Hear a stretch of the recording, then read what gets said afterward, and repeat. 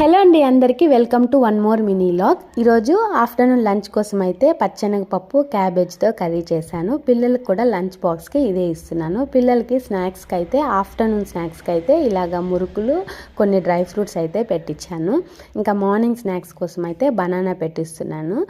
ఈరోజు first time అనమాట పిల్లలకి ఇలాగ పప్పుతో లంచ్ బాక్స్ పెట్టివ్వడము.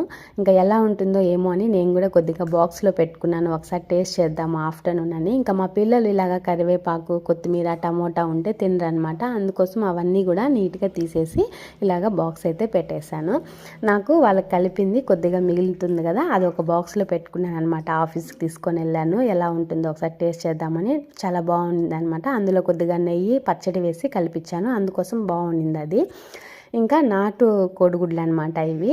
ఇంకా పిల్లలకి బ్రేక్ఫాస్ట్కి అయితే ఎగ్ దోశ అయితే పోసిచ్చాను. చెరొకటి ఎగ్ దోశ అయితే తినేస్తారనమాట పిల్లలు ఇష్టంగా. మామూలుగా నార్మల్ ఎగ్తో చేసినప్పుడు దోశ ఇంత ఎల్లోగా ఉండదు, అసలు పసుపు వేయకనే ఇంత ఎల్లోగా వచ్చిందనమాట నాటు కోడిగుడ్లతో చేస్తే. ఇంకా దోశలు అయితే వేసి ఇచ్చేసాను. మా వారైతే పిల్లలకి బ్రేక్ఫాస్ట్ అయితే తినిపించేశారు.